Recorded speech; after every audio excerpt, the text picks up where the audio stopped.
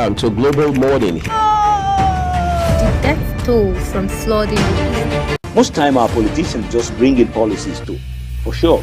Incidentally, we have several more stories. The legislature was carefully crafted to 22.2% inflation rates as of April this year. What does that say about where we are as a country? I think Nigeria has resorted to being resilient. Before you call a police station, before they even leave, they'll take permission from. I don't think there's really anything on ground to improve. We struggled, the ASU strike. The Minister of Education volunteered and said, give me 2 weeks. It was a lie. The president never gave me any deadline.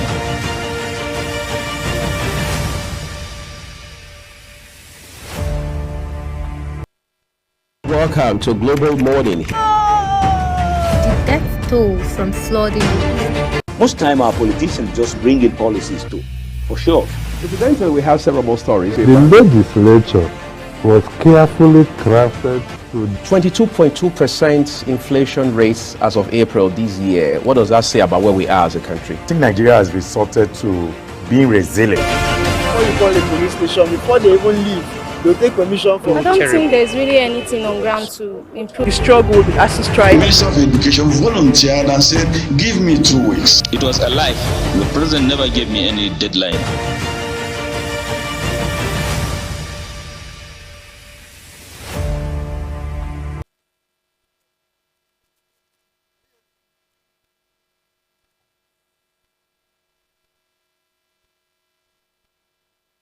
Welcome to Global Morning. The death toll from flooding. Most time our politicians just bring in policies too, for sure. Incidentally, we have several more stories. the legislature was carefully crafted to 22.2% inflation rates as of April this year. What does that say about where we are as a country? I think Nigeria has resorted to being resilient. Before you call a police station, before they even leave, they'll take permission from. I don't think there's really anything on ground to improve. We struggled, the ASU The strike. Minister of Education volunteered and said, give me 2 weeks. It was a lie. The president never gave me any deadline.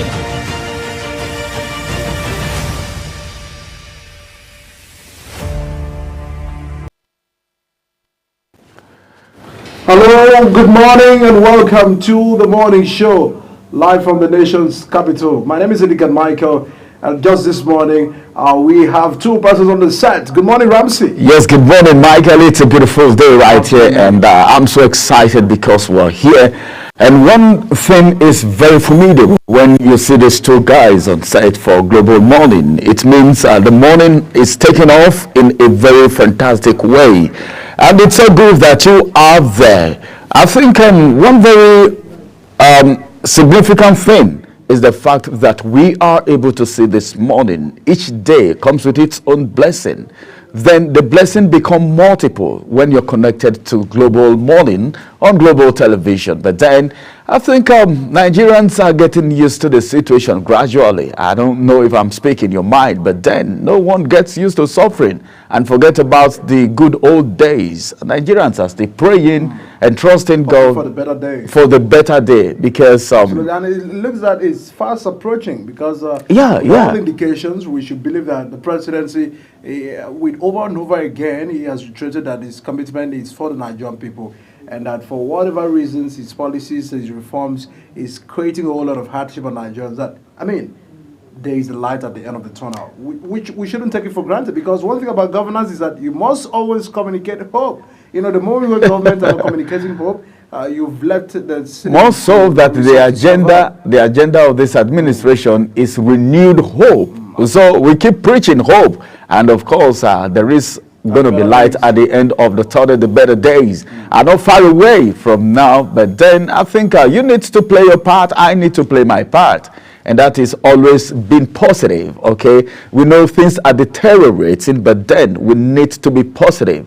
All right, but then the government is trying its best, but we just want to say this best needs more improvement, and that's why more is expected from the newly sworn in ministers, because if someone was sacked or maybe axed out because the person was not performing well, and you're coming to take that person's position, you should know that you need to hit the ground running. Let's see what's happening, especially the Minister for Humanitarian Affairs, because that's one area that needs an urgent attention. So we look forward to what their performances will be. Well, the ministers, just as we started, coming in at the time where it looks more closely that expectations are quite very high. And for those that were looking at a comprehensive reshuffle, but in a way, the president just did some minor changes. That those are still criticizing that the economic team of the president, if they cannot do the job, let the president get people who have international experience to also have the situation. But it looks like the president trusts the economic team and he believes on the reformation he's taking up.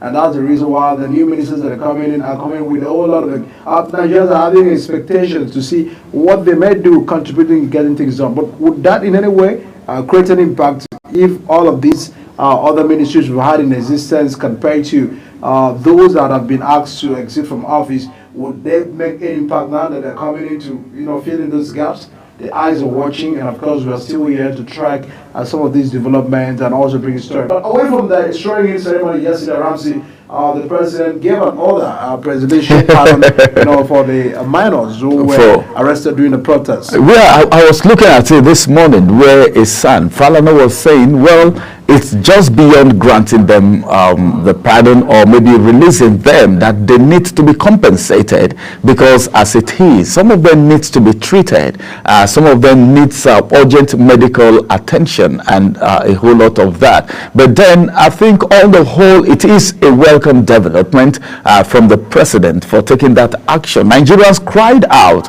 If you watch the video and you saw the pictures, you will know that these children need to be released, irrespective of the region where they are coming from. But then I think the most important thing is that the president have heard the cry of the people and these minors have been released. But then what would you say about rehabilitation? Because they need to be rehabilitated. Being in custody for that longer time requires some form of rehabilitation, because if it's a juvenile setting, then the period that they were there, they would be talked to, emotionally, they will be built psychologically. Then are these people criminals? Well, that's the question, because what they are actually being charged for is treason, treasonable felony, and of course, the girls this morning will be doing justice to that. All of that. Yeah, it's so good that we even have a conversation in that aspect. Our discussion will capture all of that. So stay on the program, okay? And of course, we also want to read from you. If you are listening to us or watching us from the northern part of this country, how is electricity? Government said they have restored back the electricity in your area. We'll love to also read from you. Get to our social media platform at Global TV NG and drop your comment. Let us know where you're watching from and let's know the situation of things regarding electricity in those regions. We always want to track and see if what government are saying is corresponding with the reality on ground. Well, we'll have more stories to interact this morning, and a whole lot of conversation is just getting started live here on the program. For now, let's go on a break, and once we return from the break, we'll look at what the big stories on the headlines of papers have this morning. Do stay with us on the program.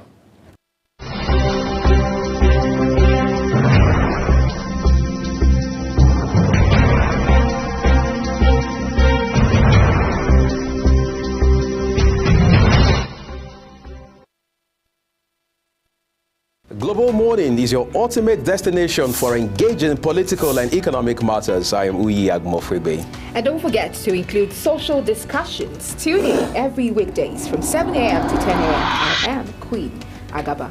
For insightful breakfast ideas, business summaries, sports highlights, international and local news perspective, I am Anthony Momodu. Don't miss the in-depth analysis of current and political issues by the Global Morning team and experts. I am Jumai Manson. Catch Global Morning here on Global Television. Get in on the action. I am Edikan Michael. We are the Global Morning team.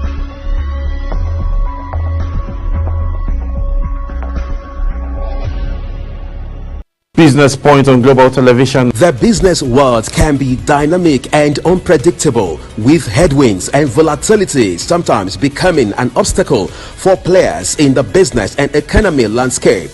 Watch Business Point on Global Television as Samuel Oji walks you through the twists, turns and curves in bonds, stocks and crucial market indices from a global standpoint. Watch Business Point weekdays on Global Television at 11 a.m. West African time. Business Point. This is business. This is Imo State, southeast of Nigeria. As the wind of transformation blows across the eastern heartland, Imolites bask in the excitement of landmark developmental strides cutting across health, education, infrastructure, economy, and job creation. Imo State in Focus brings you all the highlights of Governor Hope Uzodinma-led administration's impact on the lives of the good people of Imo State. Imo State in Focus, Sunday at 10:30 p.m. West African time on Global Television.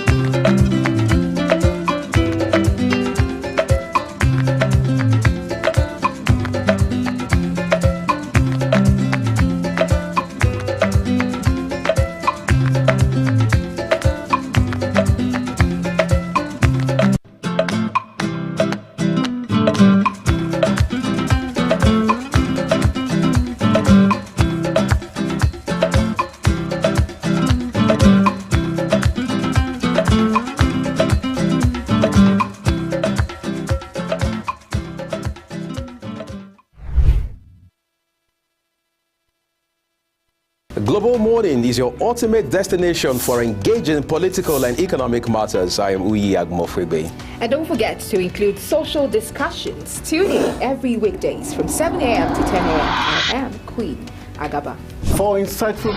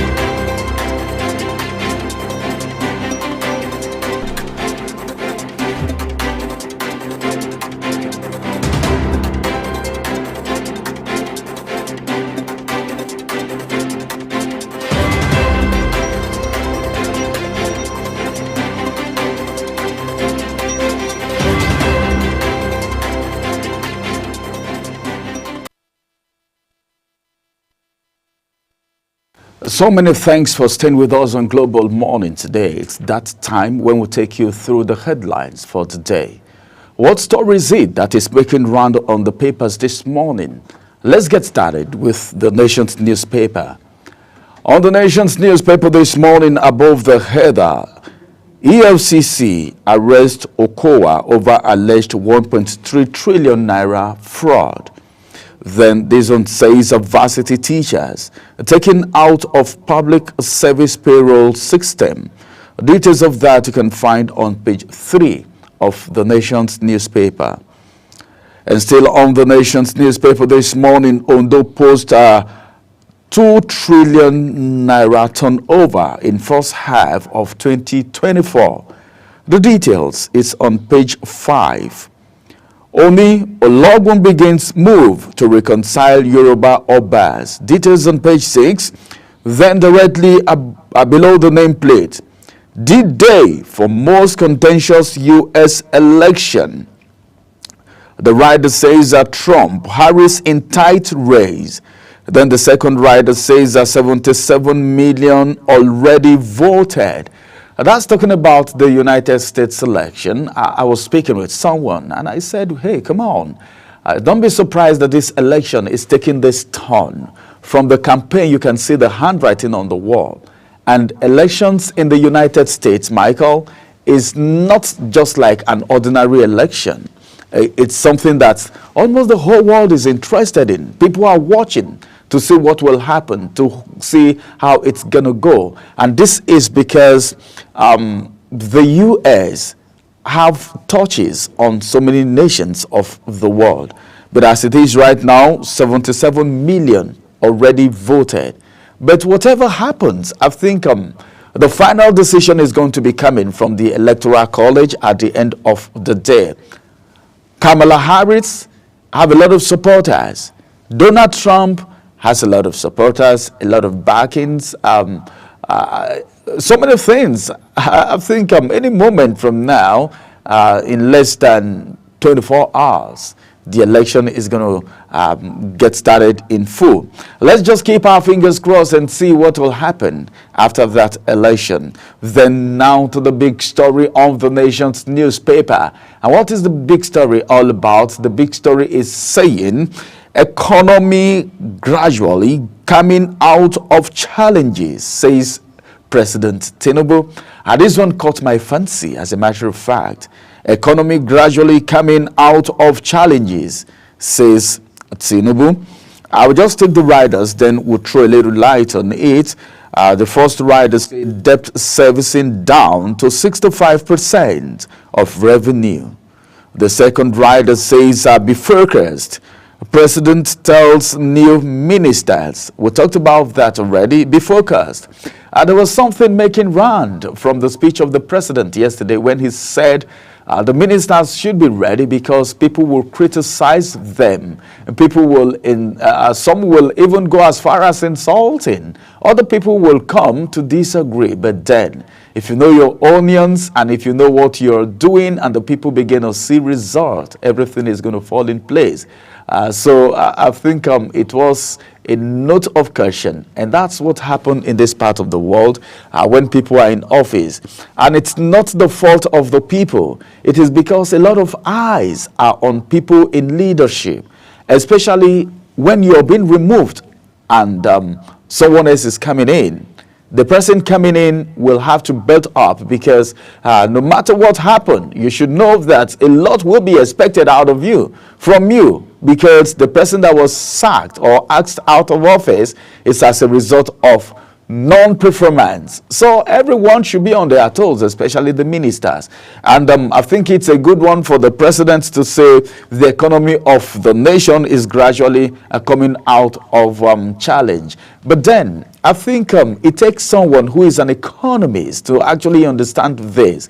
I spoke with an economist some times back, and he said this journey, it's not going to take a long time. And the person said, well, Nigeria is on the right track. But then it's just the effect, nothing to cushion the effect. And that's where the problem is. You know, if there is anything that is cushioning the effect, Michael, you will know that Nigerians won't be crying the way they are. The cry is so much, a lot of people are thinking of what to eat, how to go out. Not that this policy is bad. The journey, they said there's going to be light at the end of the tunnel. The hope agenda, Nigerians have been hopeful, but then the handwriting on the wall, Nigerians should just see a little result, even if it is not 100%, but then 50% result, at least to cushion the effect. Everyone will support this agenda and will get to the promised land, and we will know that, yes, Israelites have come out of Egypt. All right, let's get more headlines from the nation's newspaper this morning. This one says President orders release of minors charged with treason. Just one rider to that story. Attorney General takes over prosecution of orders from police. I take that again. Attorney General takes over prosecution of orders from police. As a matter of fact, I think one of the things that actually drew attention was the fact that the Chief Justice, the Attorney General of the country, of the Federation, actually took action. Okay, immediately after the case was decided in court, there was a reaction from the Attorney General, and that it's a good one, and so good and sweet that the President is stepping into it. And now we have these boys released already. But what about what Falana is saying? Well, more of that you get on the Global Morning today when we get into the full discussion. Let's move to the next point of call now as I hand you over to Michael. A lot of couple of reaction coming in on the papers this morning, but let's quickly get to the Daily Times. Our big story I have it from the Daily Times this morning. Tinubu orders release of minors involved in End Bad Governance protests. Our writer says direct humanitarian affairs ministry to ensure their welfare, a reunion with their parents and guardians. Others probe of all law enforcement agents involved in arrest and detention of the minors. Falana urges president to also drop case against the 101 protesters. I mean, we're looking at all of that concern. It looks at the security agencies, probably over time and over again, we have been asking for professionalism. When you look at the president is not asking for setting up a panel to probe them for the wrong detention of the minors. So all of these is becoming more concerning to us as a country where we are. If people's rights can be infringed upon, just as we saw these moment of the protesters being detained, for some of them, we saw from the videos and the pictures that were circulating on social media, we look at the condition of these minors, that they had faced a whole lot compared to the first 10 days of August, which the protest took place in up to now, it's really been a very sad time. But the Ministry of Humanitarian Affairs, the president has also given you a tax. I feel it's one of those, just like Falana said, it's not just about, releasing them. There must be compensation. You just highlighted earlier issues of trying to see how they can begin to, be incorporated fully into the society and seeing how all of this can be managed for away from the future occurrences. It's still a very sad situation, and it's also a message that people should do their work well in the country. Most of the time, not always waiting for the president or the Nigerians to react, because I feel it's one of the reactions that social media has helped the situation right there. The criticism, and all of that reaction has given the president an edge to knowing what went wrong within those system. Well, we're finding, of course, still tracking some of the stories coming in from there. But let's get to other headlines this morning. Appeal Court discharges the ex-CJN of false assets declaration charge. And now we also find that from the former CJN, they have discharged him of false asset declaration charge. Tinubu's response to my proposals uncharitable, says Atiku. Tinubu hasty ascent to power. Incoherent plan brings Nigerians pains. Atiku and Tinubu have been back and forth in terms of exchanging, words. But, that's from their spokesman anyway. The most important thing is that, yes, government always have opposition. We must always face criticism. So I feel what Atiku Abubakar is doing has been from the position that he was a candidate of the People's Democratic Party in the last election that saw the emergence of President Tinubu. But we've also seen the defense of the presidency, that Atiku, come on, you were the vice president of this country. You once, managed the affairs of the economy. You once supervised, looking at the things that you're criticizing today. Why didn't you do it then? Why coming now to see how you're just taking advantage of the fact that you are in the opposition party to be criticizing what the president is doing? But in all of that, what Nigerians are after is not just about the exchange of words within the presidency and former vice president Atiku Abubakar. The fact and the realities on ground. Are the people really feeling the hardship? Is that the concern of Nigerians? Yes. And the presidency has acknowledged this fact and has recognized the fact that there's a need to pay attention urgently to all of these economic indices and indicators that are failing and taking Nigerians to poverty every day. A whole lot of Nigerians who were, at the middle class, they said their middle class have been abolished. That what we have now is either you are at the top or you are right there at the bottom. But in all of that, it's also a message that the presidency must begin to take. Look at the criticism. Look at appreciate criticism. Criticism is for democracy. It's not an attack. It's not the fact that people want to scuttle the government. It's not a treasonable offense. It's what enhance and strengthen democracy. So there's a need to always appreciate criticism constructively, and people should not just be criticizing. It should be a constructive criticism, not just blackmailing or inciting, making comments that are inciting to the peace and stability of the country. So these are what we must take up from there. But Well, let's get to others papers. Governor Diri to NDDC. Consult state on project to avoid duplication. That is coming from the governor of Bayelsa State, sending a strong warning and message to the Niger Delta Development Commission, NDDC, that there is a need to consult the state for projects that are on ground, not just the project that are on ground, but to avoid, some duplication, and also looking at the fact that what is peculiar to this state might not be, to other states. So there's also a need to also pay attention to, the demands of the state and what already was captured in the previous budget. Go after the contractors that have failed to do their job. Not really every year we still vote in, amount of money that probably would have been paid attention to other things in these regions, in regional development, not just to that of NDDC. In the Northwest Commission also have a whole tax. The Southeast Commission will also have a whole tax for them to see how they can begin to address, regional problems in the country. That's really my concern. But let's get to page 4 of the Daily Times. It says no directive was given for workers to change salary account. That is from the instructions of IPPIS. A whole lot of workers reacting to that concern. Nearly 47% of Nigerians live below poverty line, projected to reach 52% by 2026. That's coming from World Bank. The World Bank has given, the recent statistics again projecting that over 47% of Nigerians live below poverty line. So what that means is that we are not even living at the poverty line. Below, living below the poverty line. That means things has gotten so bad that you can't say it's just poor. That means the poorest of the poor. Statistics that have been shown, but it's about the government again creating an enabling environment and seeing how they can tackle, and also individuals, private sectors, people with good hearts.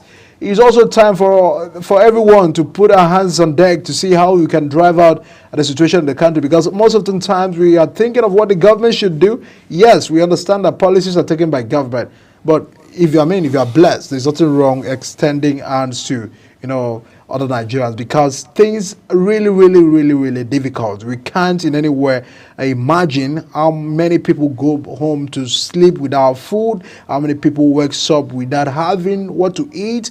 Is that getting bad? And for the projection of the World Bank, 47% Nigerians living below poverty line, it just really started. So let's get to see what we can do.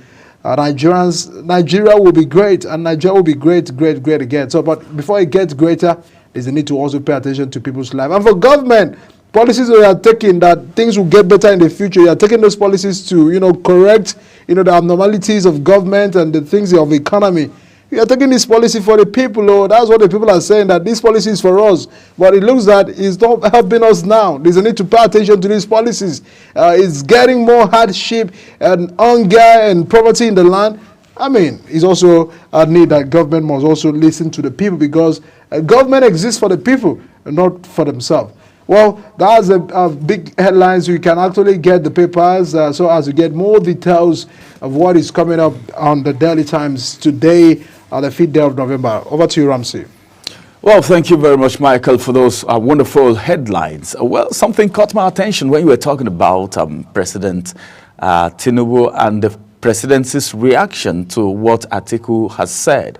If you look at it from the other side of the coin, you will know that, yes, it is an opposition, but then I think the present administration is actually taking note of every criticism, so that you go to the table and look at the criticisms. Anyone that is good, you pick out of it. Anyone that is not good, you throw it away, because some criticisms are actually constructive.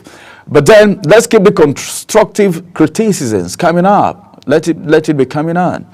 Now to the Vanguard newspaper this morning, and above the nameplate I have this one, which Skika says petrol landing cost drops 4.5% to 903 naira per liter. That's good and coming down. But then, if not until this translates into what the buyers Nigerians are getting from the filling station, it will not make any sense. Okay, if it has dropped from 1,000 naira, I'm talking about the landing cost, then it should be sold to Nigerians at an affordable price. Then this one says a U.S. presidential poll, Trump, Harris in dead heat. Details read on page 12. Fuel hike, fee hike, school fees hike. Parents protest, shut Lagos Secretariat, demand reversal. Fee hike, you can see that. Well, I don't need to say anything about this. It is more biting when I told someone, before I say what I want to say, let me just tell you this. I told someone, I said that there is hike in fuel. That's not even the problem. That if you want to transport now, the fare is very high. If you want to move from one location to the other, if you want to buy things in the market, the price is exorbitant. Yes, no issue. Why is it not an issue? It will only not be an issue when you have the money. If the money is there, you won't even care. But now the money is not in circulation, just in few hands. And the people who get to buy these things, who get to pay the school fee, don't get the money handy. And that's where the problem is. But I think what we should be looking at right now is, it is two sides. Try, this is just my little advice. Try and put your children in schools that you can afford right now. Because the way things are, the educational sector is deteriorating. We can't take that away. It's so good that there is an agreement now. The strike has been suspended.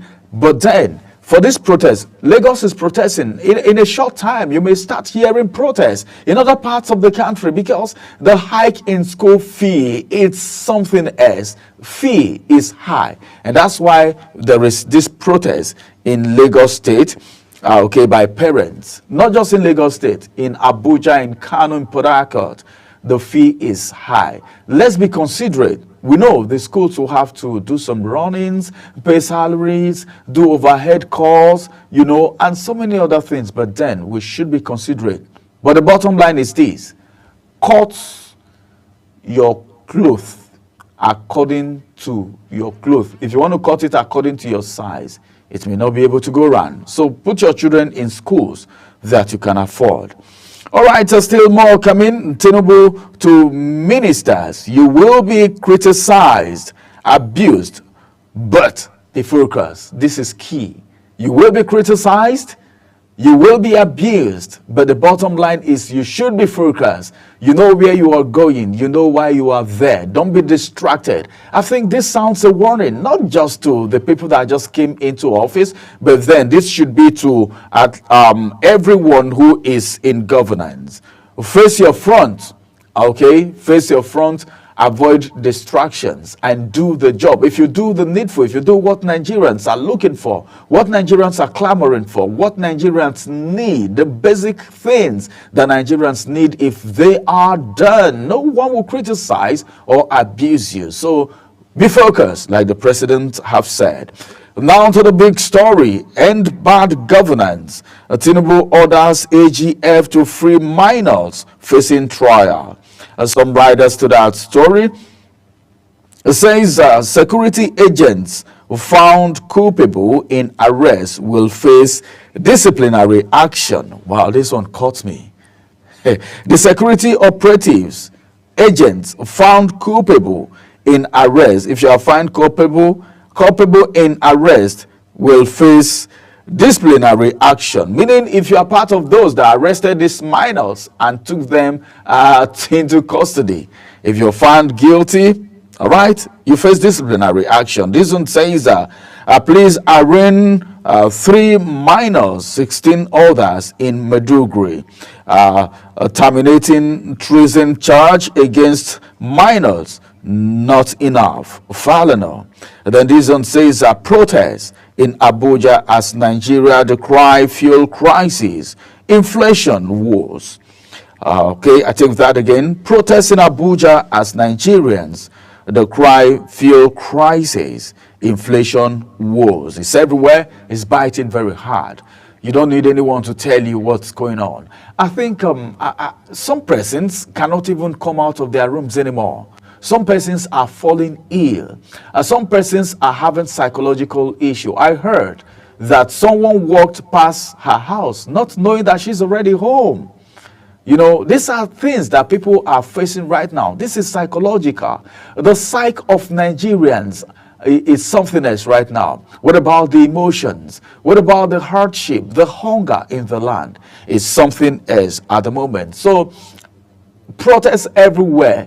Protests everywhere. This protest is not doing us so much good as a nation. So we need to do something very fast about that. Now to the other headlines. APC kick as Atiku tax Tinubu's economic policy. Prescriptions shambolic. This is coming from Bolekaja. Said APC kick as Atiku tax Tinubu's economic policy. Prescriptions shambolic. Appeal court acquits ex-CJN Onogen orders federal government to unfreeze his account. This is good news for the former CJN. Unfreeze his accounts. Petrol price. Petron Pinnacle set to import cheaper product. Let it come in. Let it come in. All we are saying is there should even be what we call competition. Let it not be monopolized. And then we're even talking about this. What about the game players who are always interested in making profit to the detriment of other Nigerians? That brings a question to mind. What happens to the people who are called regulatory bodies, who do the check and balance, how these things are being done, how things are being done properly? Who should hold who accountable? That's the question. That's what is even amazing Nigerians. Is it that anyone will just come up and say, this is what we want to do, this is how it should be, and this is how we want it to be? Or there are other agencies that should regulate. You can't just come up and say, it's even so bad that you go to one filling station, they are selling at this price. You go to another filling station, they are selling at a different price. We have regulatory bodies. And not just that, some of these pumps are being adjusted. You get something of 5 liters, and at the end of the day, you get 3.5 or 4 liters. This should be checked, that it is even expensive. People should get it the way it is supposed to be. So the regulatory bodies should go round, but then, I don't know, the issue of corruption still have to be looked into, because it's not just all about going round and regulating this fuel price and all of that. But then, who is being held accountable? Who has been made a scapegoat for others to actually sit up? All right, more headlines still coming from the Vanguard newspaper this morning. Details of that story you can actually get on page 36 of the Vanguard newspaper. This one says,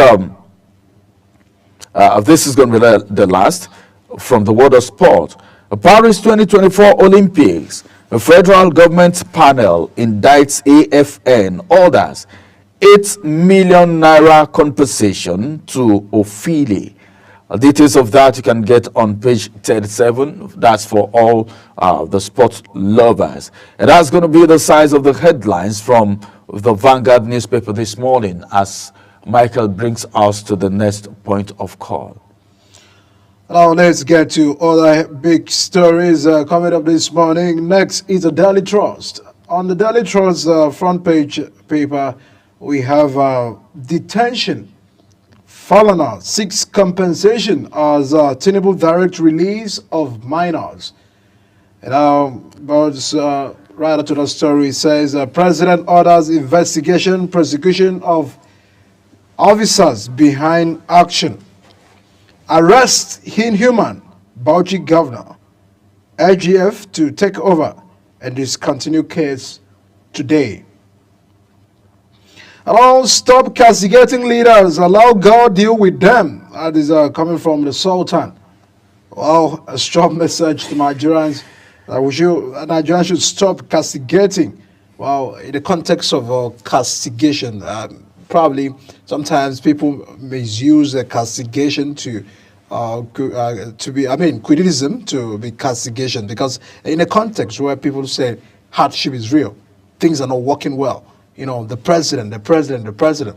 Even when he was a leader, even when Mr. President was the leader of APC, we didn't hear all of these Tinubu today, Tinubu tomorrow. So I feel what is really of the concern right now is because the president is a leader of the country. He took the job, he asked for the job, he applied for the job, and the Nigerians gave him the job. So that's the reason why his name, over and over again, is not becoming a big story. I think there needs to be a line drawn between castigation and criticism. I said something, I said criticism. You even said it too before I reiterated. You said criticism is good for the government because it helps you sit up to an extent. When you say castigation, there's something about it. Like the president was saying, there will be abuse, okay? There will be distractions and all of that, but stay focused. That was president speaking to ministers. If the Sultan is saying castigation, well, we should just leave them to God and all of that. Well, God is playing his own part because there is no, we don't know, nothing you do. In every inhuman treatment has its own repercussion. It may not be immediately.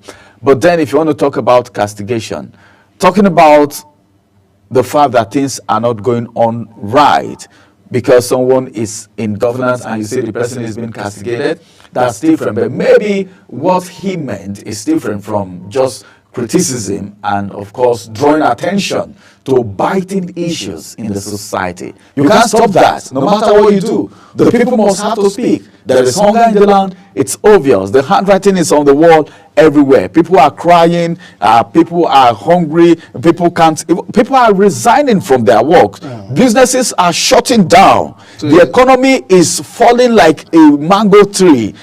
So many things happen. Our naira is nowhere to be found. It has even sunk into the ocean because it has been falling, and now nobody can even trace where it is right now.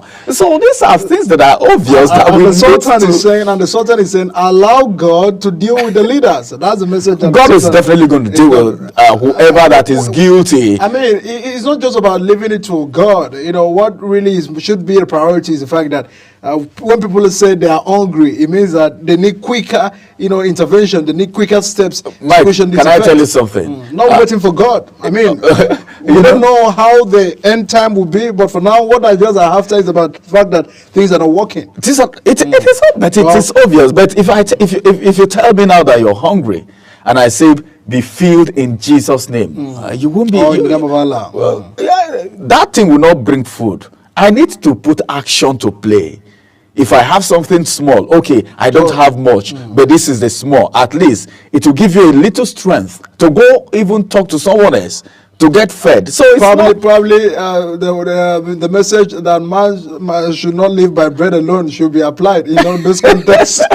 Well, a lot of concern right there, but that's coming from the Sultan, and we probably will get to know what may be the reason behind that. But where yes, people should be mindful of the usage of their words as way of trying to communicate their grievances and concern. That really should be the message, not replacing issues of castigation to that of a criticism. But let's get to other papers. Federal government revokes Abuja Kaduna highway contract. That's an info right there.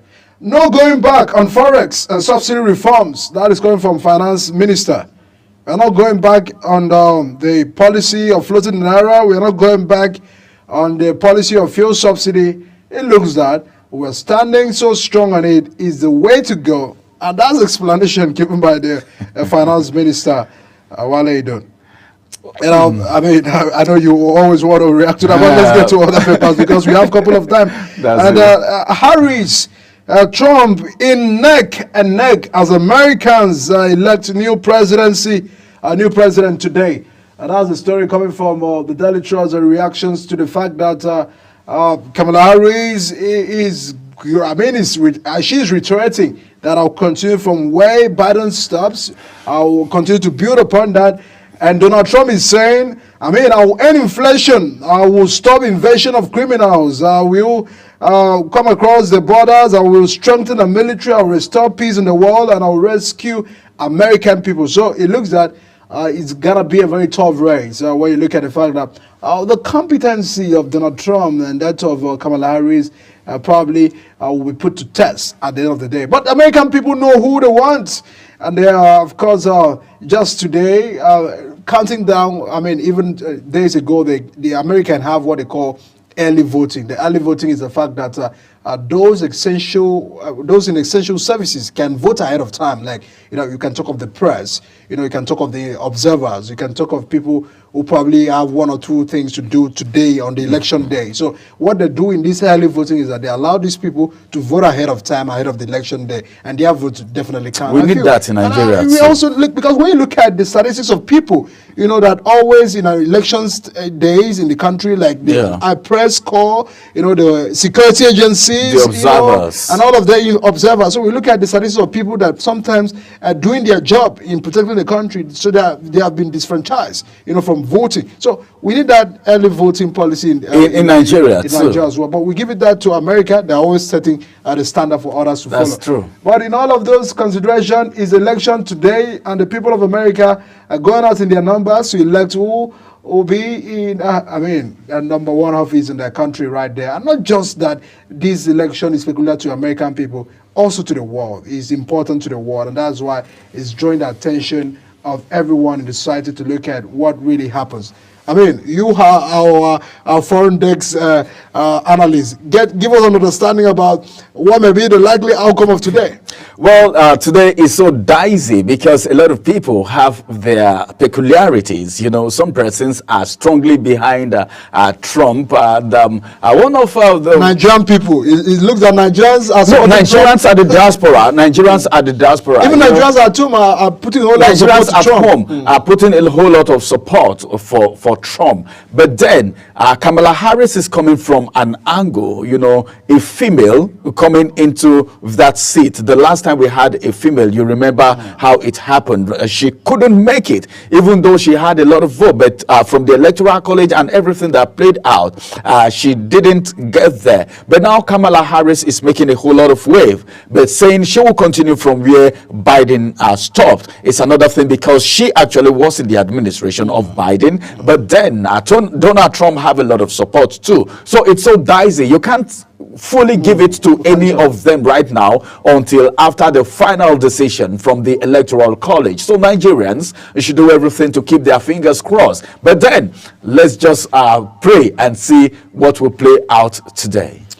A lot of concern as what may be the results at the end of the neck and neck between Donald Trump and Kamala Harris. So a lot of concern. What really we should give it to the American political system, the fact that Biden saw his incompetence, and he had to honorably step down. See, Michael, it's a model that we can't really see in a political system. Sometimes people at their 80s, people that are not even competent to speak, always because they have the resources, always want to stand election to the end. That is what democracy is all about. That should be a lesson for that should be a lesson for the whole world. And that's the reason I said a lot of people's eyes are on this election. See how Biden stepped aside, even though he is a sitting president. But in some other climes, if you're a sitting president, you have a lot. All right, this is going to be the size of the newspaper headlines. Let's take a quick break. After this break, the AM news will hit your screen. After that, we'll come with a full discussion. Thereafter, stay with us.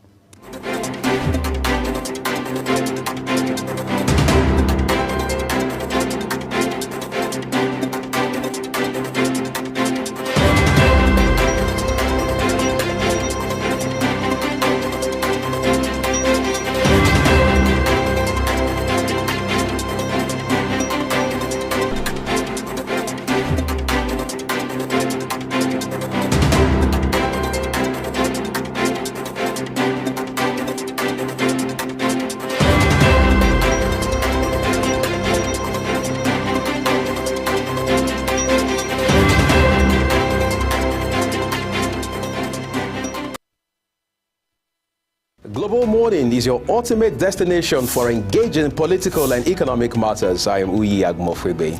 And don't forget to include social discussions. Tune in every weekdays from 7 a.m. to 10 a.m. I am Queen Agaba. For insightful breakfast ideas, business summaries, sports highlights, international and local news perspective, I am Anthony Momodu. Don't miss the in-depth analysis of current and political issues by the Global Morning team and experts. I am Jumai Manson.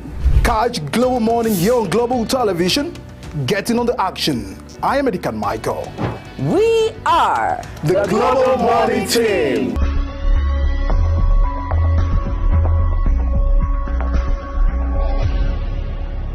Business Point on Global Television. The business world can be dynamic and unpredictable, with headwinds and volatility sometimes becoming an obstacle for players in the business and economy landscape. Watch Business Point on Global Television as Samuel Oji walks you through the twists, turns and curves in bands, stocks and crucial market indices from a global standpoint.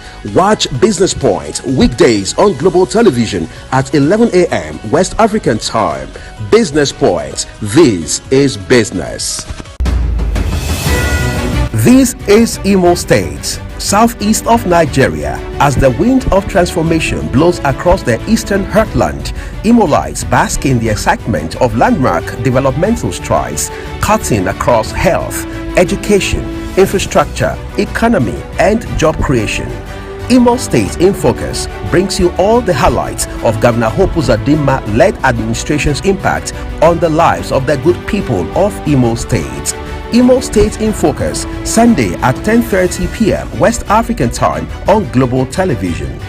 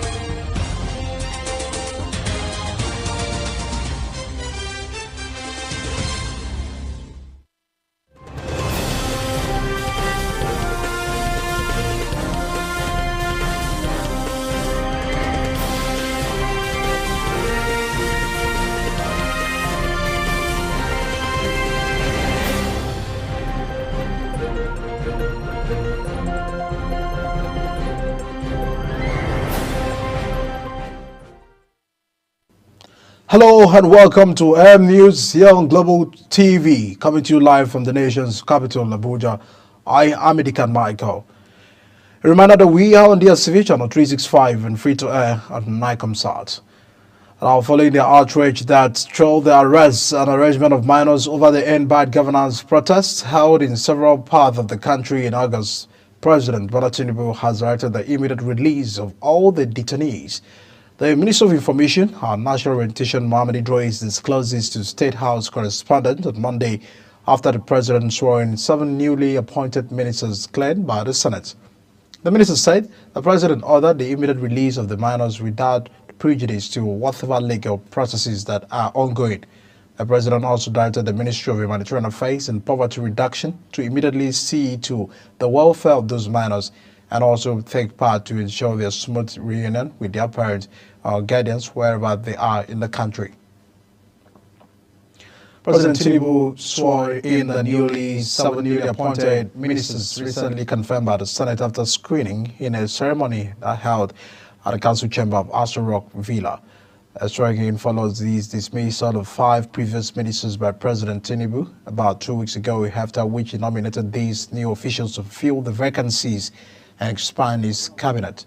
The new ministers are expected to immediately begin their roles and contribute to the administration's goals in their respective areas. At the meantime, President Tinubu reminded the newly sworn ministers that they will be abused and criticized, but asked them to remain focused and not distracted. The President made the call while swearing the 7 ministers at the presidential villa, Abuja, saying that his administration has stopped the scavengers of the nation's resources and will completely do the same thing to profiteers and smugglers across the country.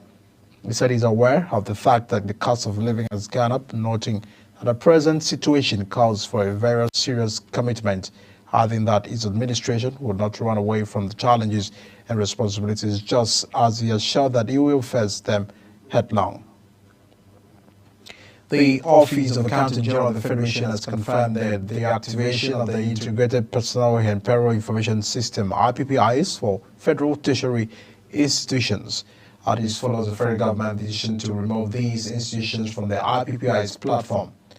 The Director of Press and Public Relations at the Office of the Accountant General of the Federation, Bawa Mokwa, said this, adding that November salaries for FTS will be processed through the Government Integrated Financial Management Information System.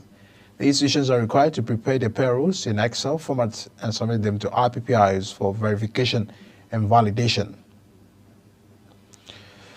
The House of Representatives Committee on Renewable Energy has said that it should investigate the usage of $2 billion renewable energy grant to the country. The chairman of the committee, Victor Farm, in a statement issued in Abuja, said that the public hearings scheduled for November 5th and 6th will cover the period from 2015 to 2024. He alleged that the investment meant for the development of the energy sector in Nigeria had not made a commensurate impact on the country's energy security challenges, adding that MBS with dealings in investment, procurement, and receipt of grants for the development of the energy sector will be investigated.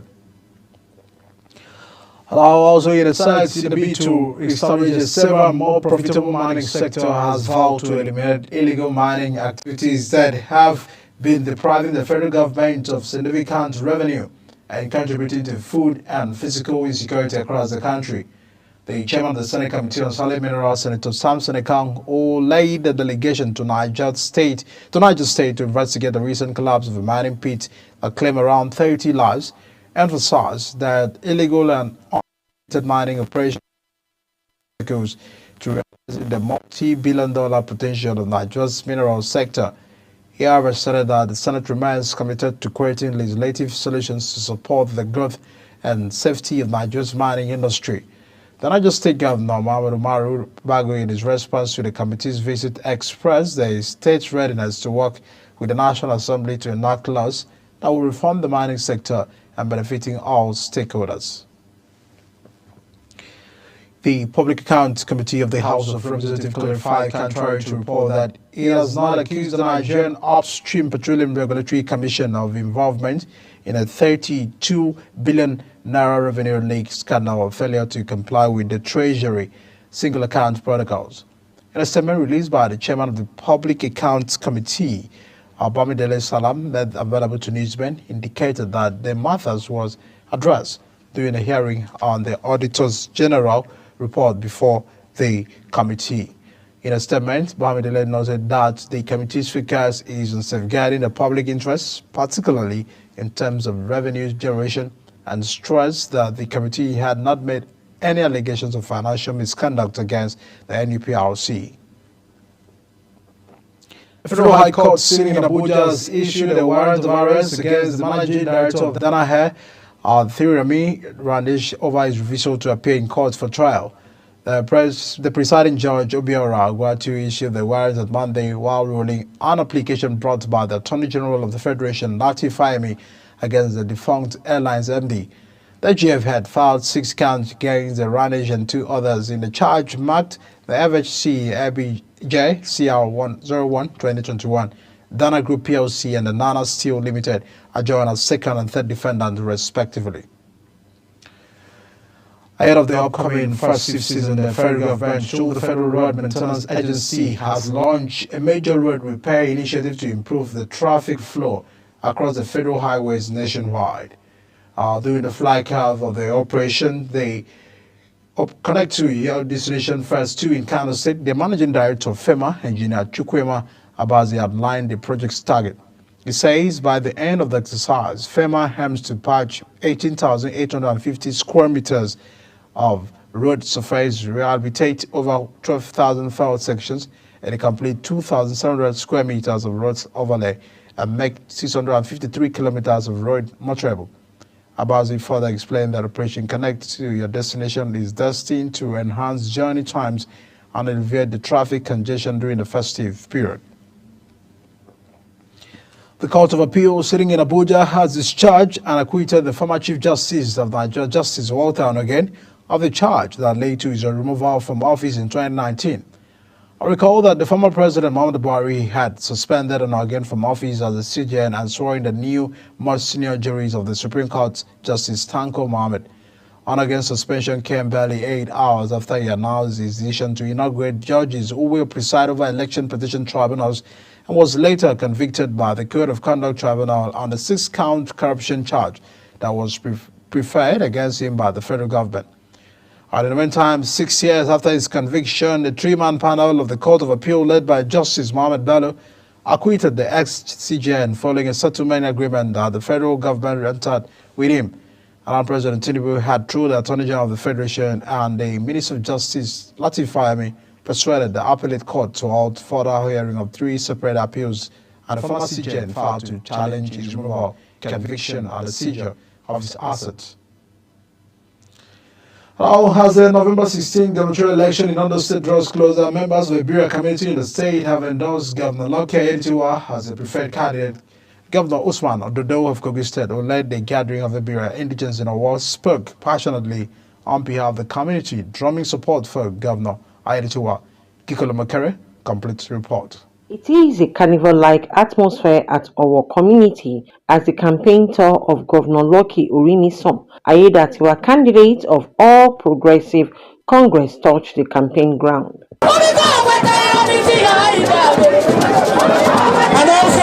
Kogi State Governor Usman Ododo says the entire Ibira community across Ondo State have resolved to support and vote for All Progressive Congress in the coming election in the state. We all know him. He has been tested and can be trusted. We want continuity. We want consolidation. And he has started very, very well. My brother, I want to tell you that the Ibira community, the Igala community, and the Oku community in Ondo State, they are 100% behind you. In his response, Governor Ayettiwa expressed gratitude for the community's support and praised President Bola Ahmed Tinubu's commitment to Ondo State economic development. He also commended Governor Ododo for his exemplary leadership. Reflecting on the APC primary election in Ondo State, which Governor Ododo chaired, Governor Ayettiwa expressed confidence in a fair and transparent electoral process in November 16th. Let me also tell you, Alhaji Usman, that even before Mr. President became the president of this country about 2 years ago, he has always shown interest in the political and economic development of Ondo State. At every governorship election Since I met him in 2012, he has always been interested in who becomes the governor of Ondo State, so that he can contribute and give his support to the economic development of the state. The Deputy Governor of Ondo State, Dr. Olaide Adelami, whose local government hosted the rally, thanked Governor Ododo for his love for Aiyedatiwa and the APC. Kike Lomo Okeri, Global Television News.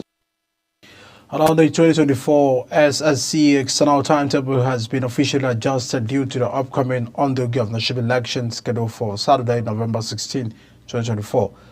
This was contained in news flash in the National Examination Council website on Monday. The information urged candidates to review their revised timetable, which is now available. Cross-check any changes for the effective date against the original schedule. Governor Lucky Aiyedatiwa has assured residents of Akoko North-East that if elected, his administration will redouble efforts to prioritize the welfare of every citizen in Ondo State. The governor, alongside his deputy and the running mate, Dr. Olaide Adelami, made this known when they visited Akoko North-East local government area of the state. Again, here is Kike Lomo Okeri with the rest of the story. It is a moment of jubilation and excitement in Iborokpa, Akonu, and Ikare Akoko North-East as the campaign tour of Governor Lucky Orimisan Aiyedatiwa, candidate of All Progressive Congress in November 16 governorship election in Ondo State, touched Akoko North-East local government.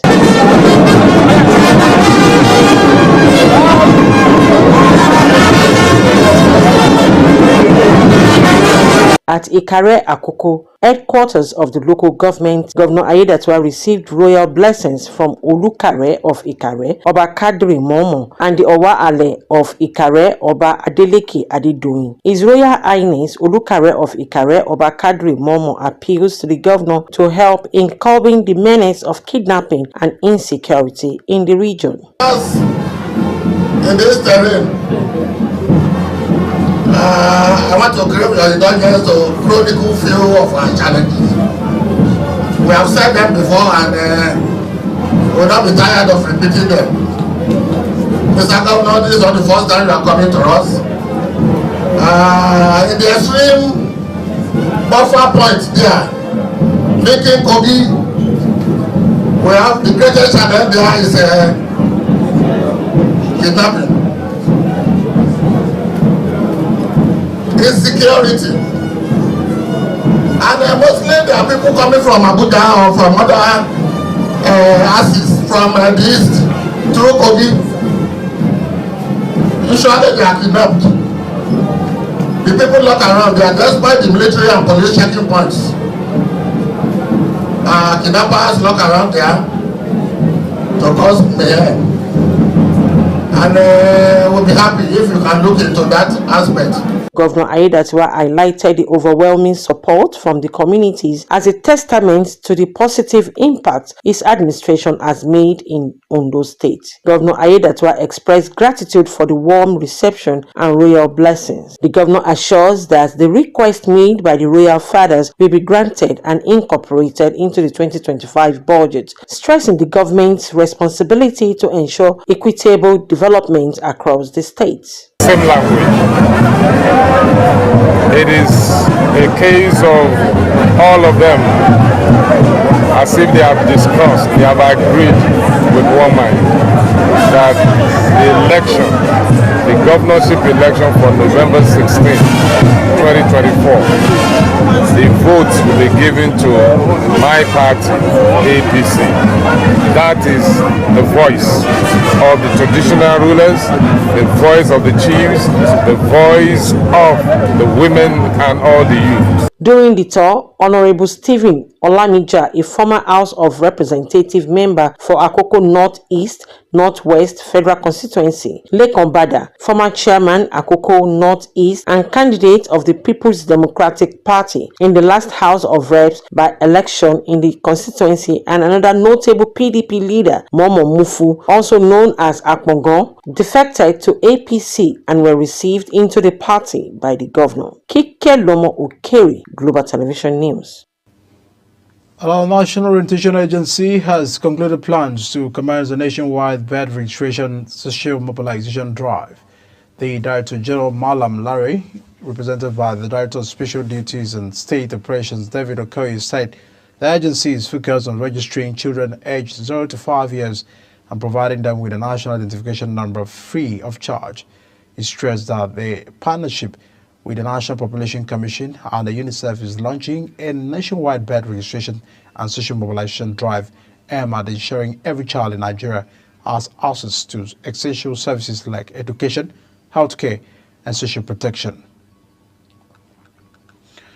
Our head of the 2027 general election youth from the 19 northern states converged in Kaduna for a summit. Northern Youth Summit organized by the National Youth Alliance with an outcome unanimously pushing for a new Nigeria's speakers at the summit spoke on the need to be united on formidable front and support the young individual who will occupy the exalted position of the President of the Federal Republic of Nigeria come 2027 as they blame the country's economic woes on the lack of ideas for moving forward.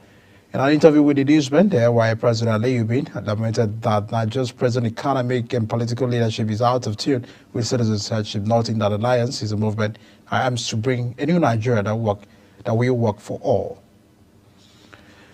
You're watching the AM News here on Global Television, coming to live from Nigeria's capital. When AM News returns, Finance Minister Wale Edun says Nigeria's economy on new investment treasured. We'll bring details of these as well as foreign and sports stories after this break. Please stay with us.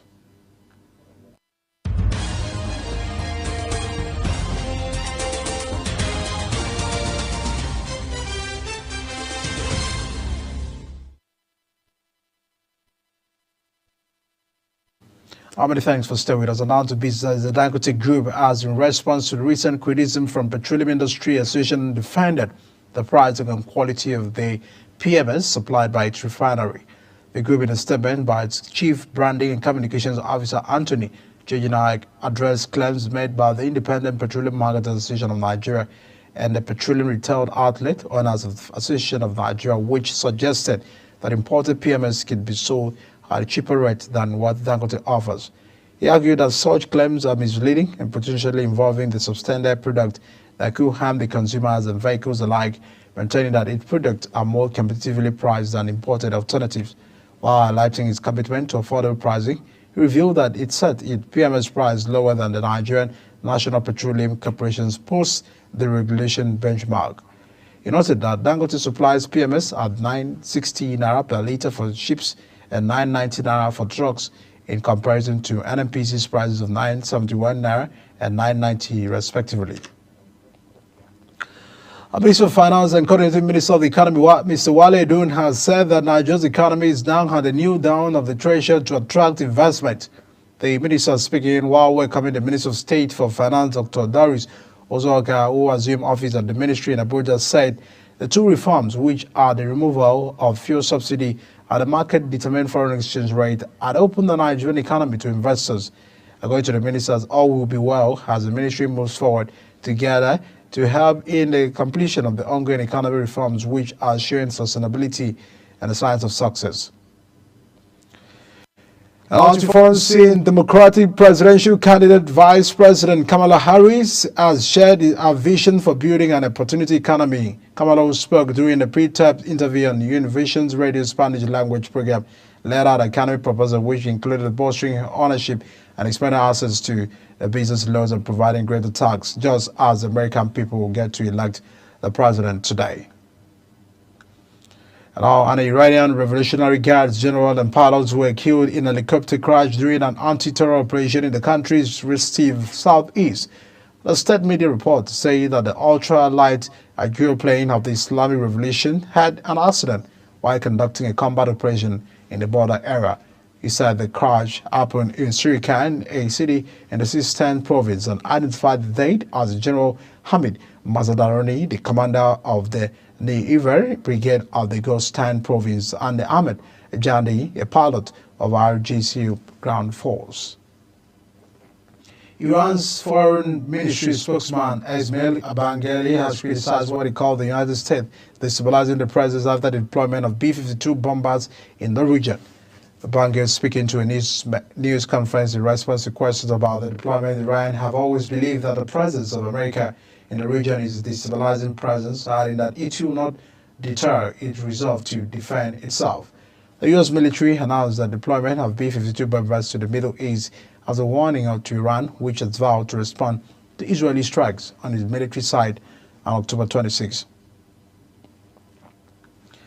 Away from that, Israel has said that it has formally notified the United Nations of the addition to several other ties with agencies supporting Palestinian refugees.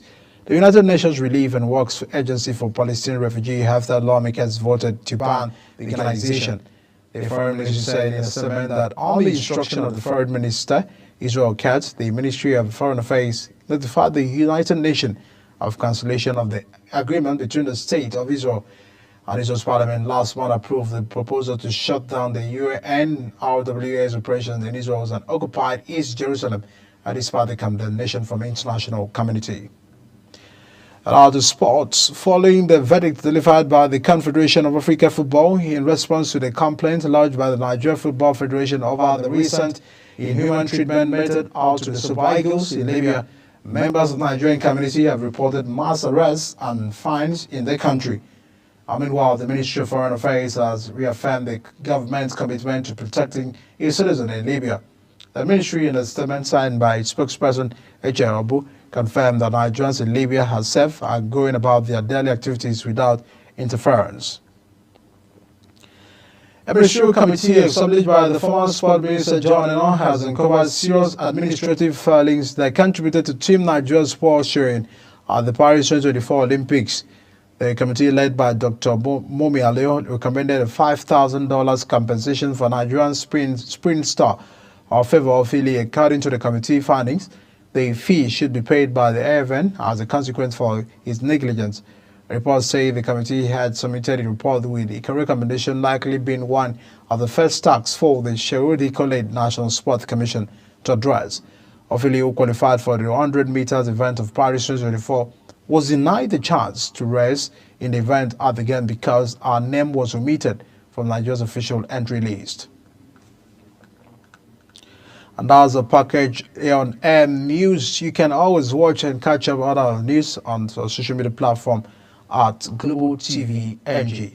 And also we are on DSTV channel 365, StarTimes channel 276, and free to air on NICOMSAT. And many thanks for watching. We'll continue the rest of the morning show after this break. Please stay with us.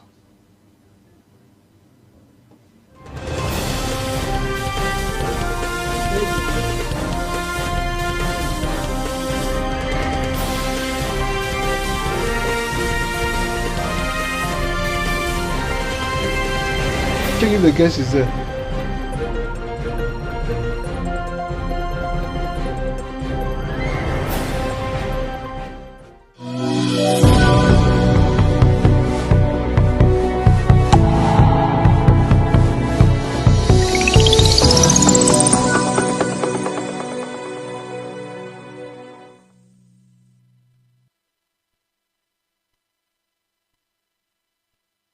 Global Morning is your ultimate destination for engaging political and economic matters. I am Uyi Agmofrebe. And don't forget to include social discussions. Tune in every weekdays from 7 a.m. to 10 a.m. I am Queen Agaba. For insightful breakfast ideas, business summaries, sports highlights, international and local news perspective, I am Anthony Momodu. Don't miss the in-depth analysis of current and political issues by the Global Morning team and experts. I am Jumai Manson. Catch Global Morning here on Global Television. Getting on the action. I am Edikan Michael. We are the Global Morning team.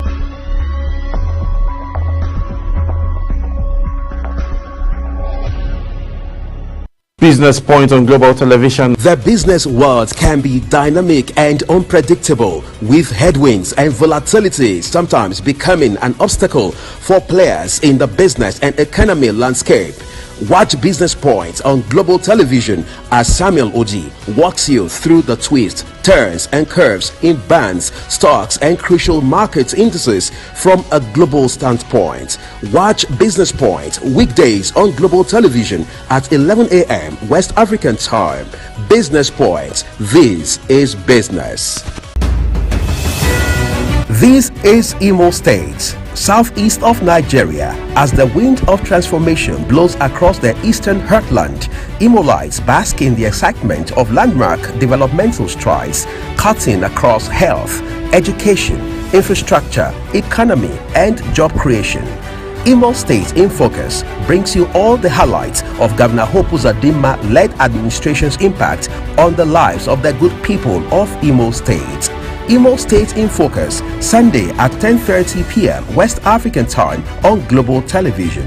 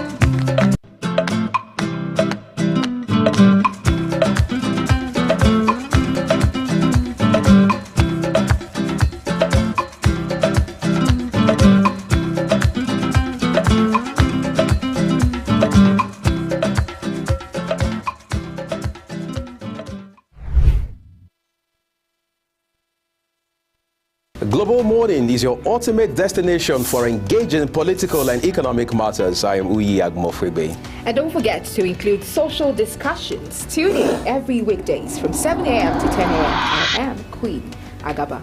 For insightful breakfast ideas, business summaries, sports highlights, international and local news perspective, I am Anthony Momodu. Don't miss the in-depth analysis of current and political issues by the Global Morning team and experts. I am Jumai Manson. Catch Global Morning here on Global Television. Getting on the action. I am Edikan Michael. We are the Global Morning team.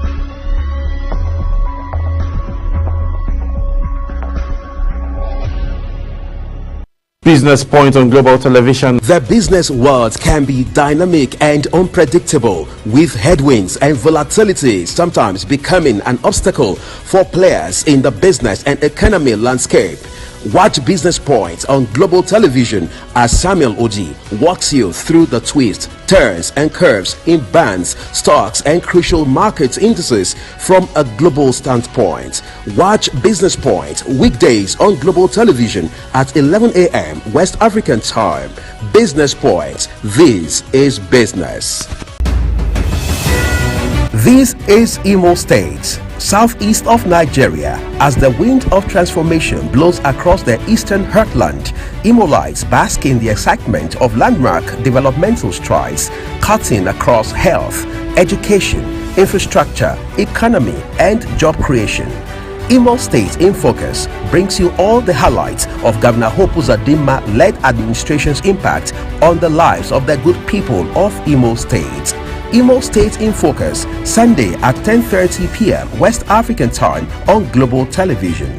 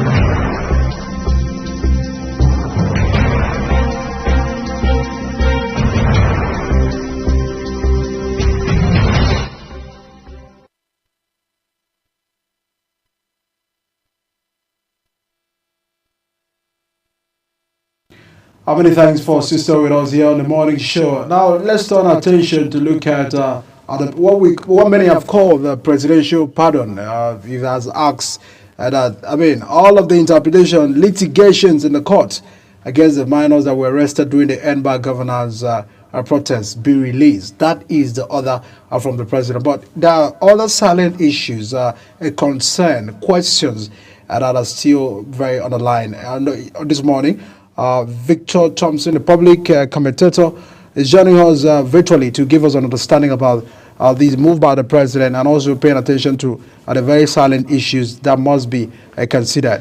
Thanks so much, Mr. Victor, for joining us this morning. Very quickly, there have been a whole lot of reactions from August. You know, the NBAC governance protest started August.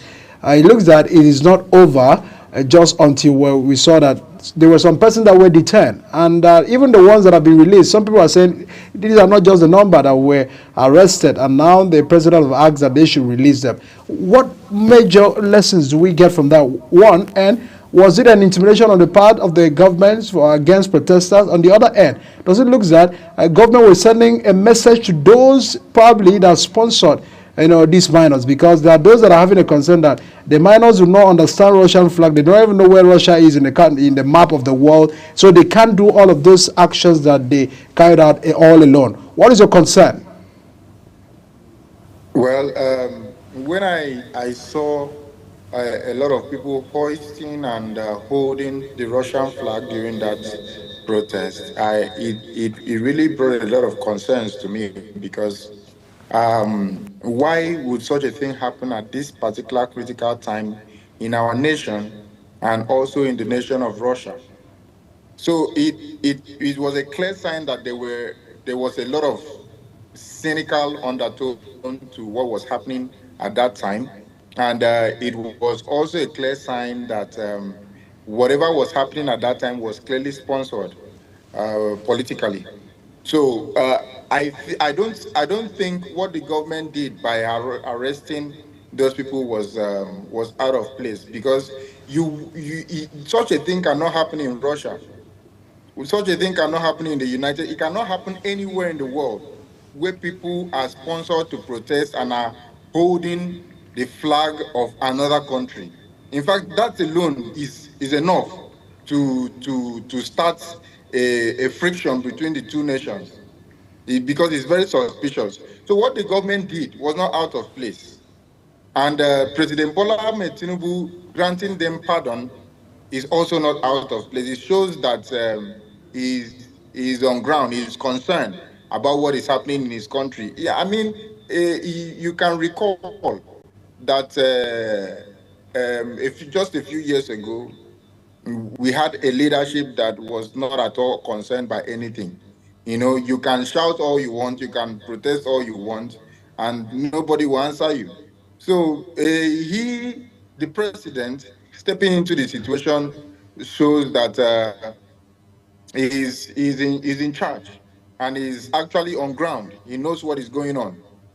So if you ask me in summary, what happened was, I don't think it was any form of intimidation. I mean, any government would take steps to stop what was happening, because it is reasonable for you to hold a protest like that, and you're holding the flag of another country that is known for, you know, I don't want to say it on air, but we all know what Russia stands for at this particular time in the history of the world. So the government did not do anything wrong, in my opinion. Okay, thank you for that response. But then let me ask this question. The minors have been released now, very good news. But there's something the Nigerians are not very clear about, because first of all, these minors have been in custody not just for 1 week, not for 2 weeks, not for a month. Is it that the federal government is not aware that they've been there, or they just needed to go through this until they got to court and all of this happened before they were being released? Because first of all, arresting a minor in the first place and taking the person into custody is not part of what the law says. So what would you have to say about that? The release, fantastic, but then having them in custody for this long time until they go through all what they went through, what would you say? What's your thought about that? Well, my thought is simple. First of all, I cannot really ascertain their ages. And also, I know that the law provides for prosecution of people who are below the age of 18 at a certain age. You know, there is actually a juvenile court. You know, something like that exists in almost every country. And thirdly, treason, acts of treason are matters that should not be taken lightly.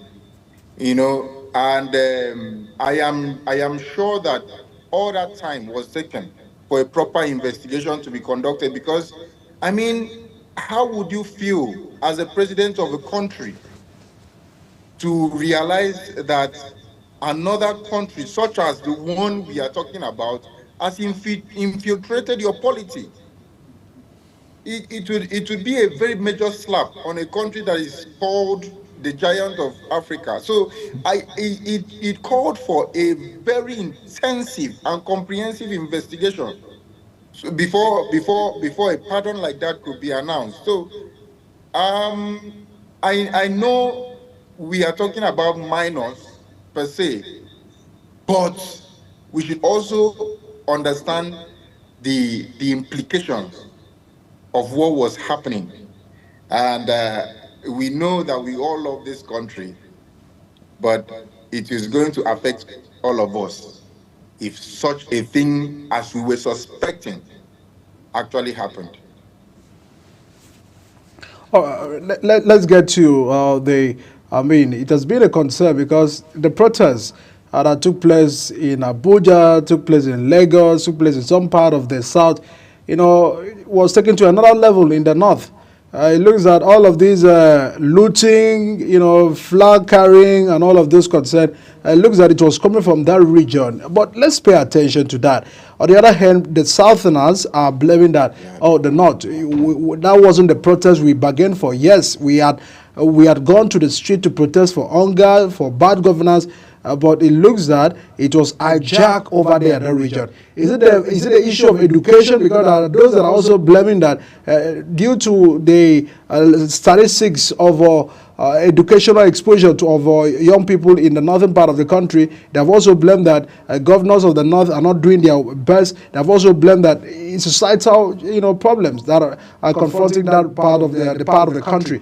What is your take? Does it look that the North were in resistance to the fact that, yes, the hunger is so high compared to that of their, elder brother, in quotes, former President Muhammadu Buhari, in which some people have fingered that during this time, the North were not proactive enough in terms of protests compared to what is being carried out, what took place in the month of August?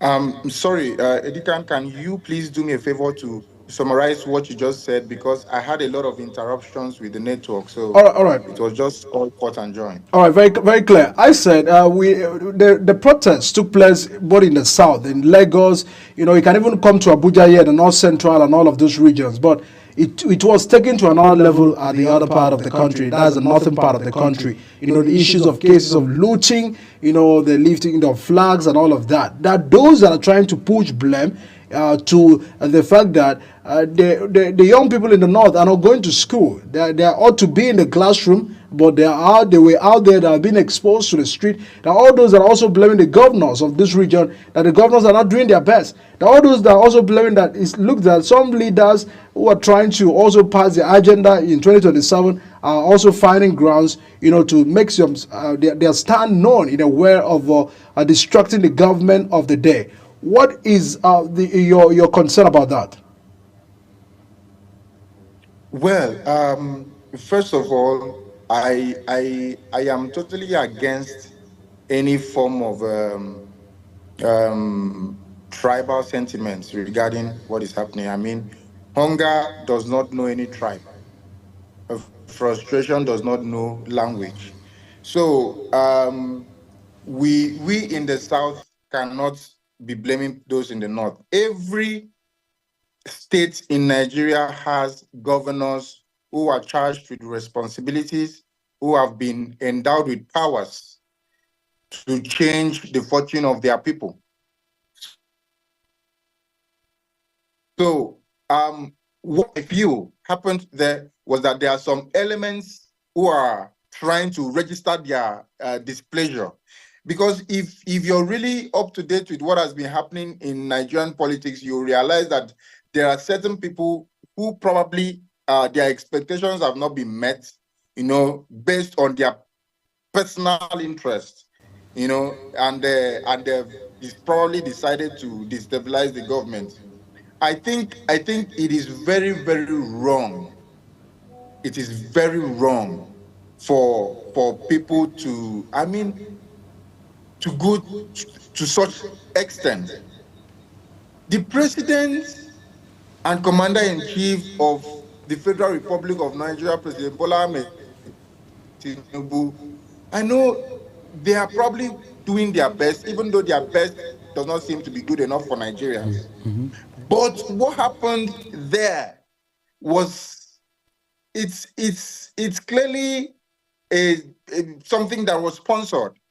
Because I don't know why a hunger protest should lead to destruction of lives and properties. I mean, if you are protesting against bad policies of the government, you can't be protesting while committing a crime. So if anything is happening other than pure protest, then there is a very, very criminal undertone to it. And there could be a political undertone to it as well. So right now, I cannot clearly or categorically say that this is what happened. I was not involved in the process, and I'm surely not from that part of the country.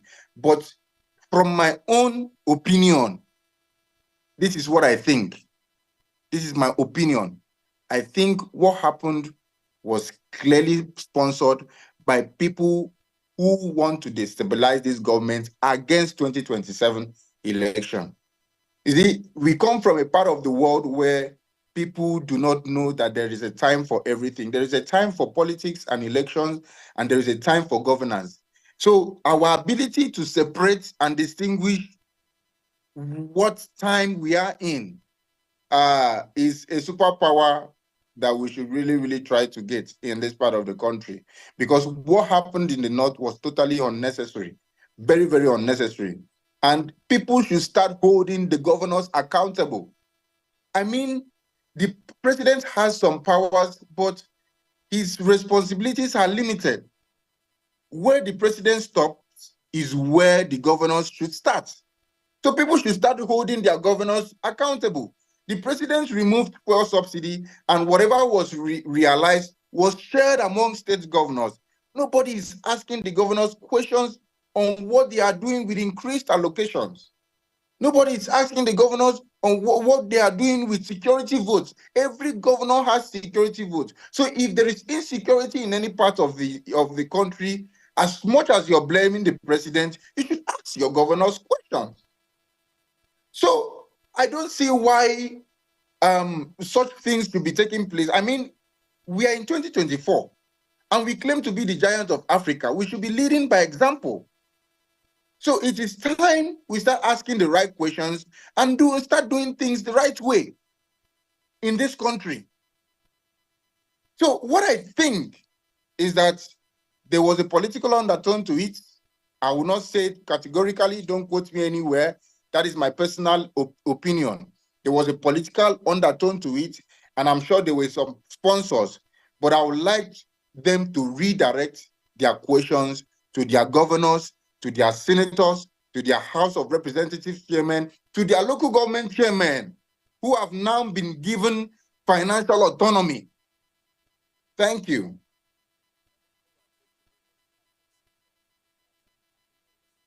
That we are hammering, and that's the area of sponsorship, which you said it's your personal opinion. As a matter of fact, in line with your personal opinion, let me ask, because the protests in some other parts of the country had some pro-government protesters who came up with placards and so many other things. Some were carried in some buses to say, well, we don't want this protest to hold. We love what the government is doing and all of that. That is, it was alleged that those persons were actually sponsored, like you are talking about your own opinion now. Then going to the north, where some other things happened beyond just bringing people in buses to say they want what the government is doing. How do we marry these protesters? Meaning the people who are protesting, there are two sponsors now from two sides.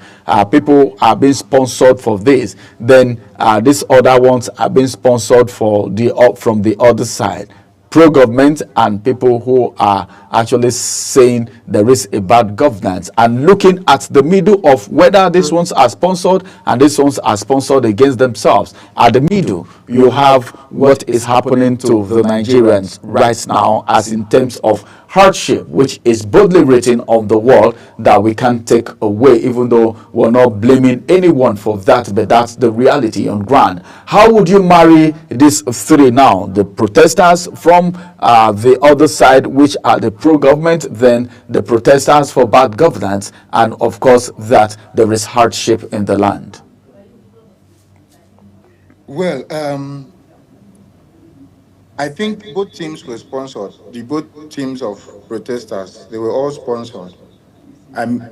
What I cannot. Do you distance from the fact that there were no genuine protesters? Because there are those that are having a concern that there are those that went out genuinely to protest due to hunger, due to bad governance in the country. Will you rule out this fact? That is what I was about to say. That I cannot categorically say that everybody was sponsored, but I know that in both teams there were sponsored people.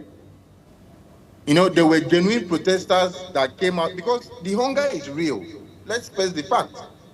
The hardship is real. I mean, I was with a friend of mine who is a sitting senator. He was complaining. I mean, those are people that are in power. They are also being hit by what is happening, the economic realities in the country. So the hunger is real. So I am sure there were some genuine people, but I am also sure, personal opinion, that people were sponsored to hijack the process.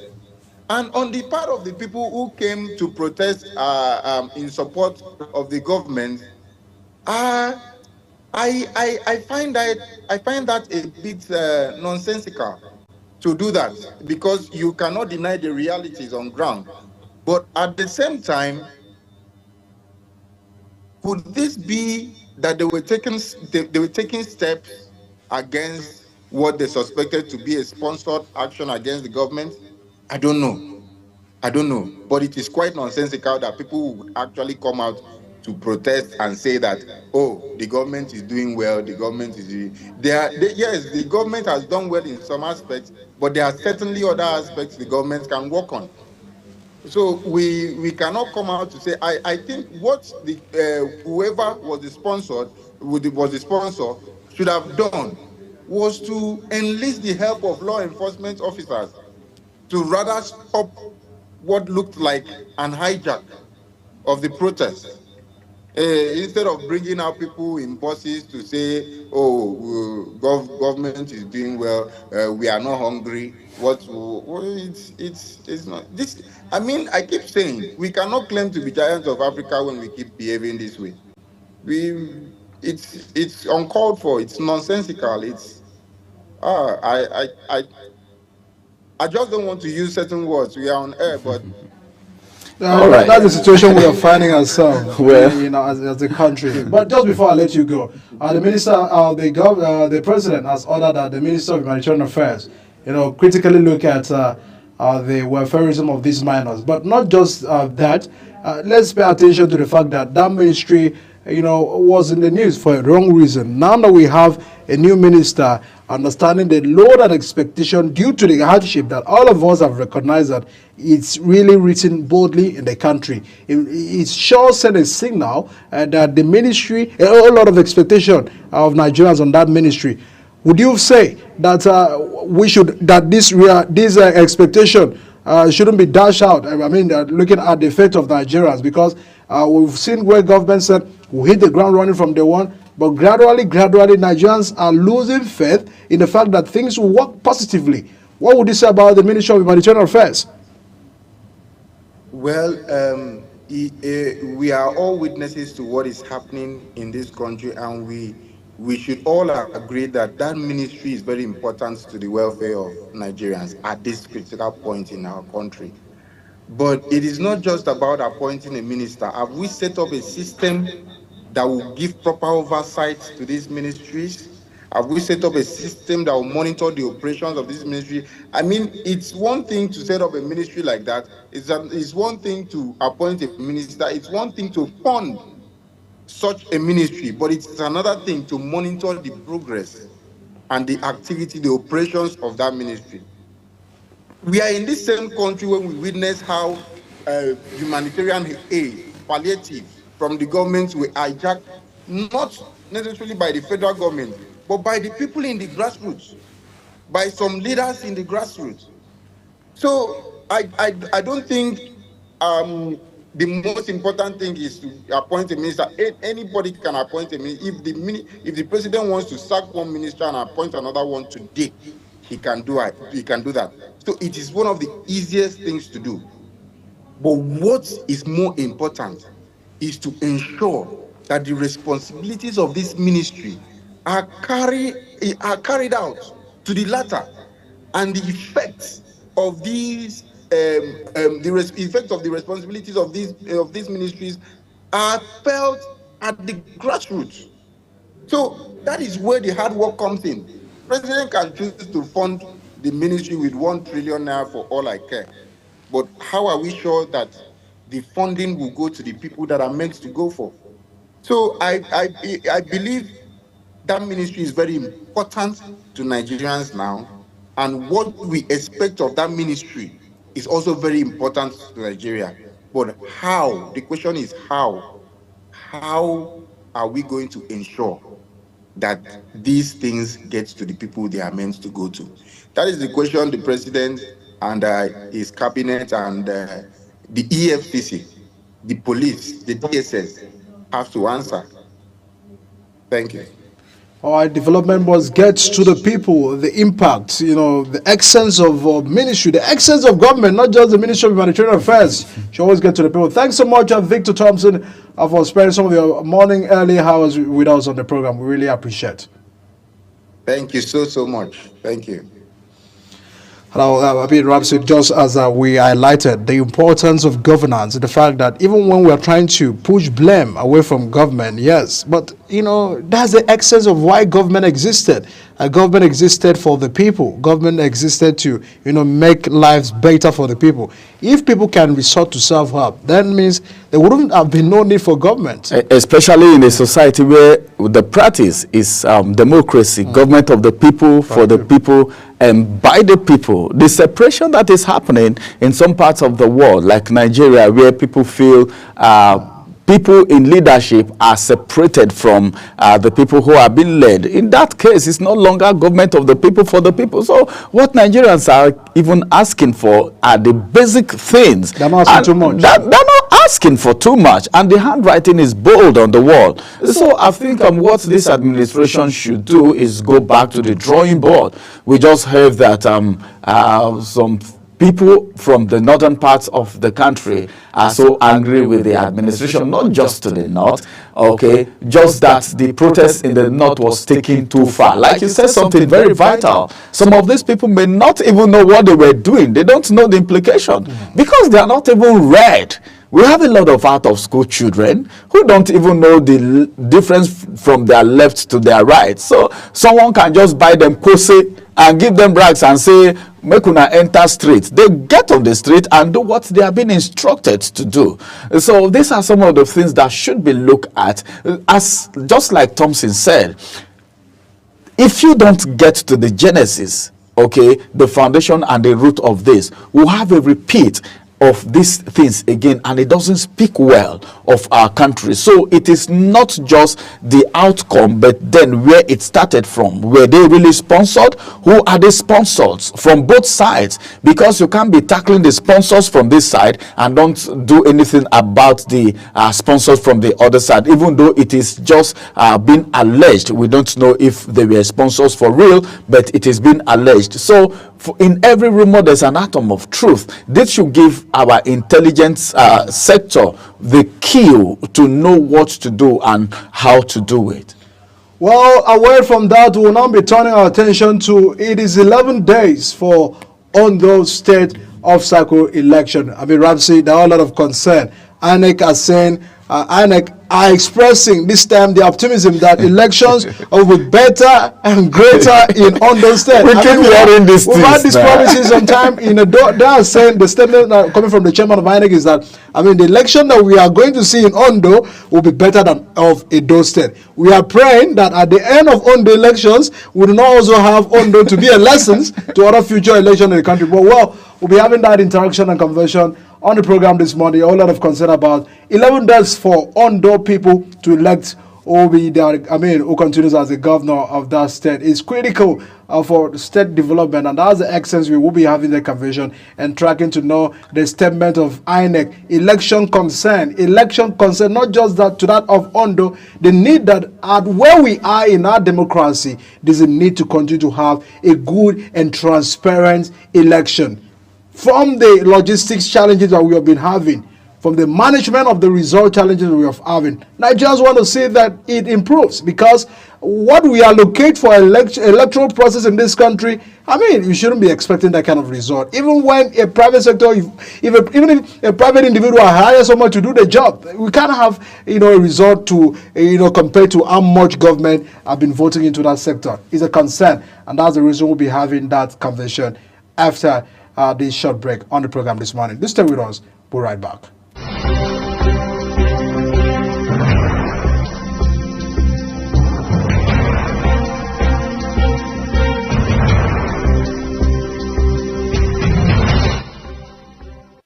Global Morning is your ultimate destination for engaging political and economic matters. I am Uyi Agmofrebe. And don't forget to include social discussions. Tune in every weekdays from 7 a.m. to 10 a.m. I am Queen Agaba. For insightful breakfast ideas, business summaries, sports highlights, international and local news perspective, I am Anthony Momodu. Don't miss the in-depth analysis of current and political issues by the Global Morning team and experts. I am Jumai Manson. Catch Global Morning here on Global Television. Get in on the action. I am Edikan Michael. We are the Global Morning team.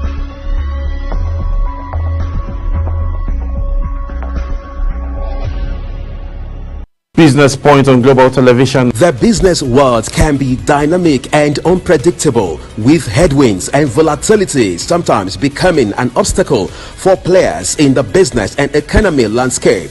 Watch Business Point on Global Television as Samuel Oji walks you through the twists, turns and curves in bands, stocks and crucial market indices from a global standpoint. Watch Business Point weekdays on Global Television at 11 a.m. West African time. Business Point. This is business. This is Imo State, southeast of Nigeria. As the wind of transformation blows across the eastern heartland, Imolites bask in the excitement of landmark developmental strides, cutting across health, education, infrastructure, economy, and job creation. Imo State in Focus brings you all the highlights of Governor Hope Uzodinma-led administration's impact on the lives of the good people of Imo State. Imo State in Focus, Sunday at 10:30 p.m. West African time on Global Television.